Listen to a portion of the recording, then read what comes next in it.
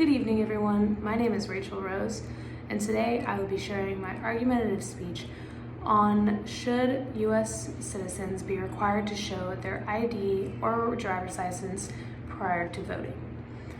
I believe that every person that goes to vote should show their ID prior to voting to maintain a safe and fair election. Does everybody in here have a driver's license or real ID?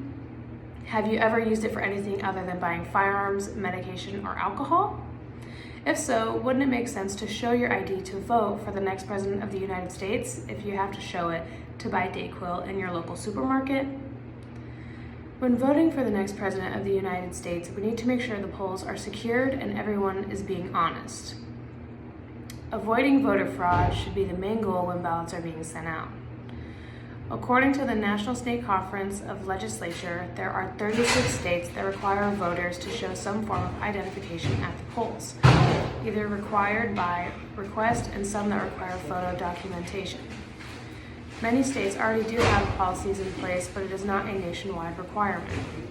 Having it become a nationwide requirement will decrease the amount of dishonest voting and voting scams. Now, although we don't hear a lot about voting scams, they are out there and they can be done in multiple different ways. If we just show some proper ID, we can decrease these amounts of voter scams drastically. In my speech, I will be providing reasoning and examples to support my arguments, such as how it will help our country on election day, how efficient it will be after this rule is put in place, and how the polls will become more accurate and honest. In the United States, people have the right to vote if they are a U.S. citizen. According to the U.S. Citizenship and Immigration Services, a person may derive or acquire U.S. citizenship at birth.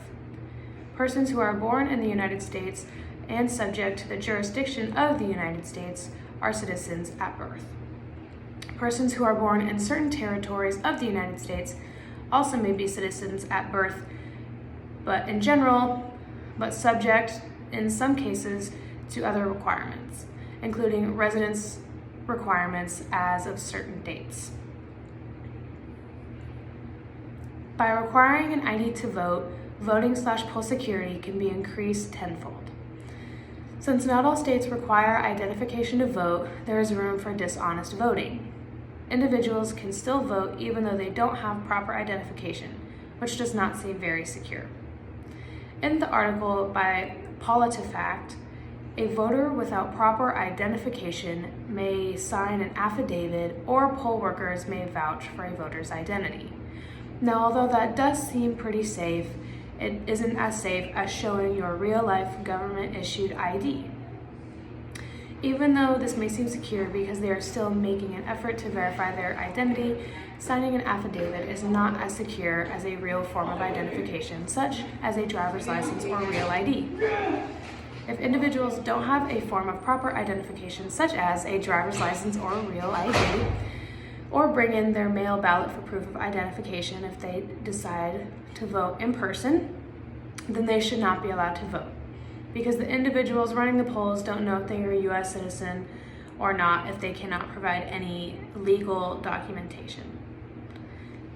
In the article by ProPublica, spoiling ballots and issuing new ones adds to the cost and administrative burden of running an election and may slow down the voting process for anyone behind the voter in line at the polls. So usually, if you get a mail-in ballot, and you decide to vote in person, you have to bring that mail-in ballot to the person that is going to be initiating your voting thing so that they can destroy it so you don't get to vote twice. So if you cannot provide that, you will not be allowed to vote.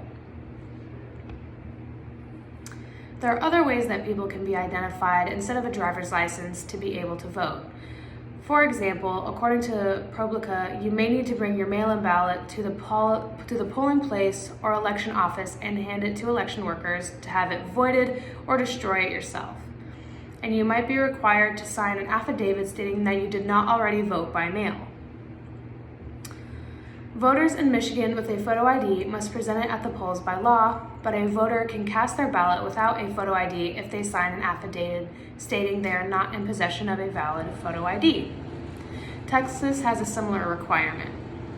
Since the whole country isn't on the same page, it makes it harder to keep track of each state's individual requirements.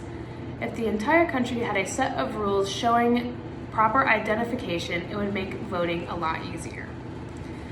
In conclusion, by requiring U.S. citizens to show a form of real ID prior to voting, we are able to decrease the amount of voter fraud that is present in the country during elections. Voter fraud is something that is not often talked about, but is generally brought up around election time. Voter fraud is a real thing, and even though people might not see it, it can affect the outcome of current or future elections. By staying educated on your state's policy, it can prevent you from making mistakes in the voting booth. By knowing what you need to bring, it can help you in the future, especially if you're a first-time voter. Individuals should stay educated on the current information required to vote in the state that they currently reside. Thank you, everyone, and have a wonderful night.